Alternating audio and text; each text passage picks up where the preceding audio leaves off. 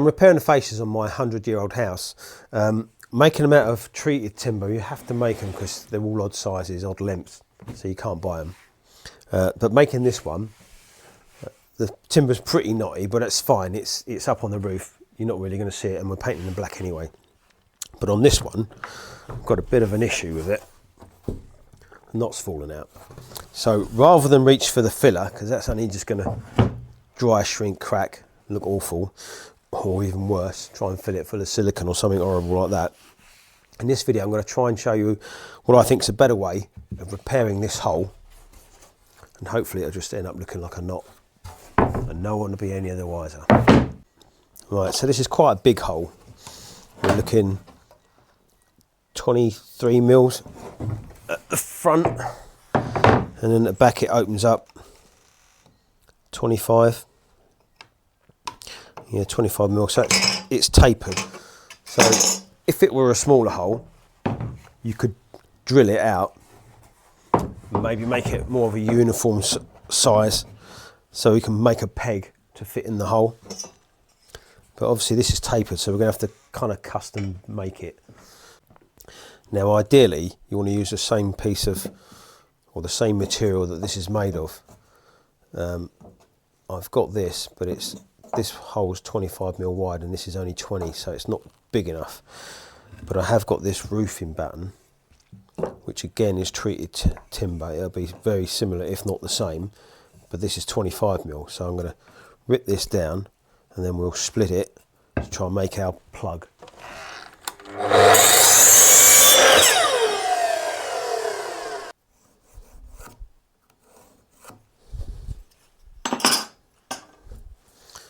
So it's 25 mil that way. I'm going to make it 25 mil that way. You could rip this down, but I'm just going to split it with a chisel. It doesn't need to be that precise. Ideally, this just wants to be bigger than the hole we're filling, which it is.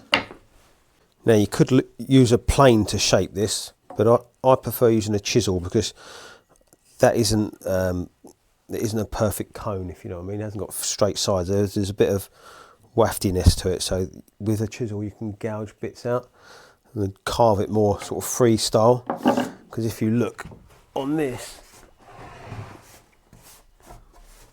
hopefully you can see that it's got a nice smooth hole there, and then like the outer part of the knot where that came out, it's all kind of like it's almost stepped.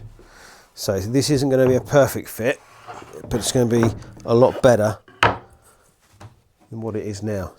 So now all we need to do is shape this to fit inside there, and we do that just by gradually taking little parts off, or little pieces, little slivers. Just shave it. Sharper the chisel the better. And I'm just going to carry on like this until I get somewhere near, and then we'll start adjusting it, trying to get a bit of a shape to it. See, I'm just working an angle. I'm making a plug basically. It's going to fit in there. I just clamp this down, makes it a little bit easier, gives you an edge to lean on. As you start getting thicker shavings, you have to push a little bit harder. Right, we're making progress now. If you see the shape of it, it goes in. If we spin it round, see, we're getting there. I don't think that wants to be any smaller now, so we'll have to avoid taking any more off the end.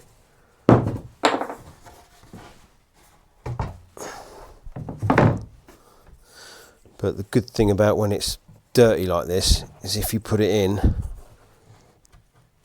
and move it around, it'll mark it so you can see where you need to take off. So we'll leave this well alone and start working back. Stuff the close-up of this.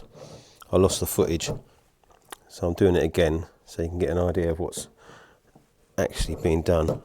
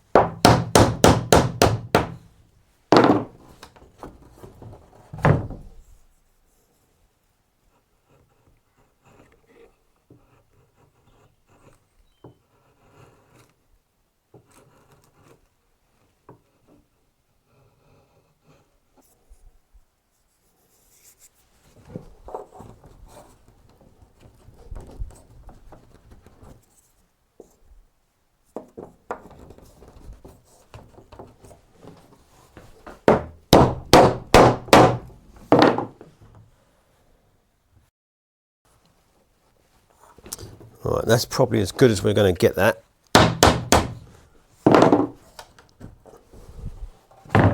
But that's good enough. Now the next stage is to glue it up. Bit of card to catch any drops. I'm going to be using mitre adhesive because time is of the essence with this, but you can use wood glue or any glue that you normally would like to use. But for me, I need to get this done.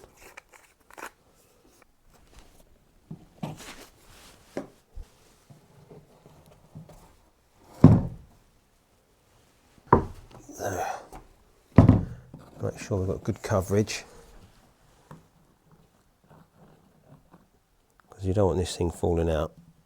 Right, now I'm going to use the activator on the peg just to speed things up a little bit. And I've marked it so I know which way round this goes. And then it's a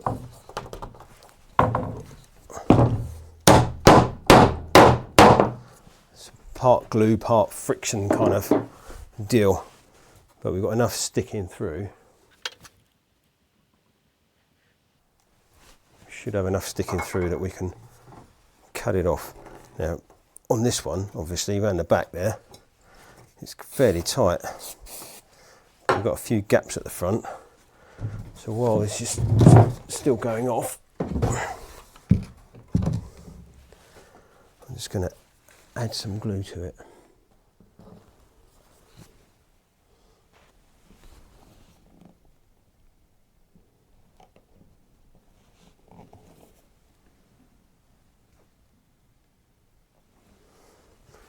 I'm going to hold off putting the activator on it for a minute to let gravity pull it down, or capillary action pull it down into the hole. Hopefully won't be too much to cut off.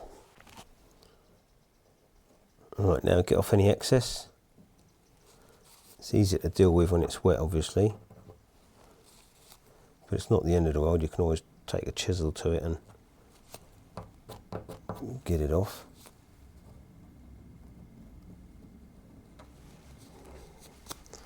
Right.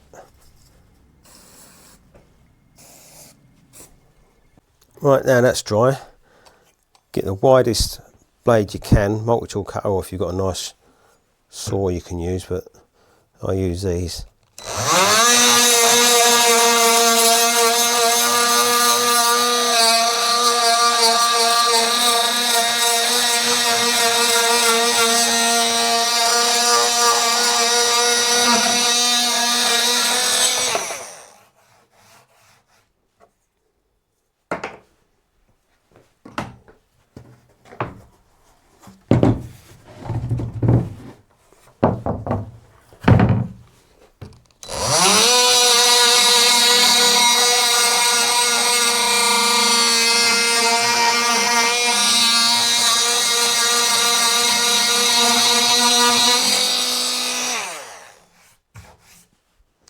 There we go.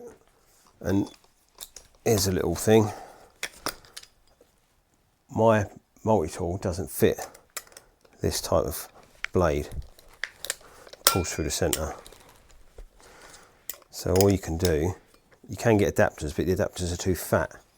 So I just get another blade, because they're thinner, that does fit. Pop that on there, line it up with the holes.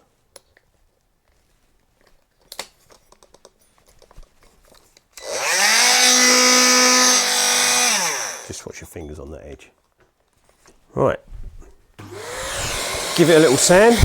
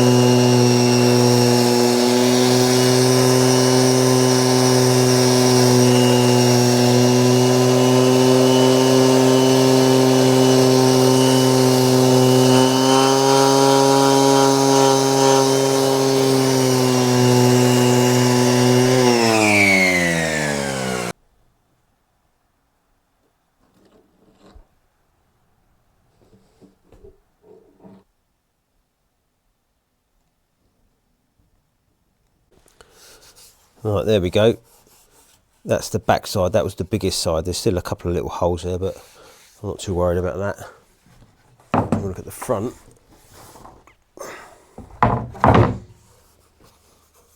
Pretty good.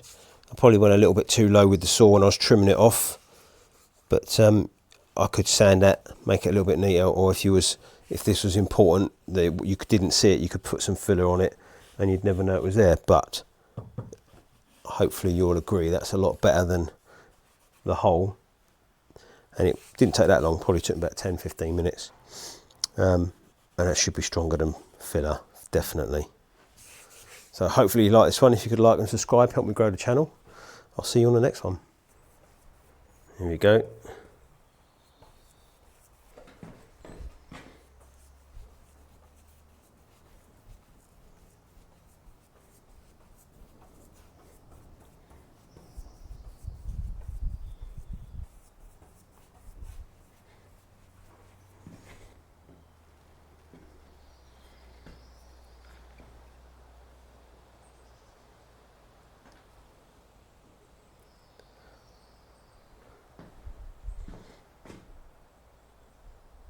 I think that looks pretty good.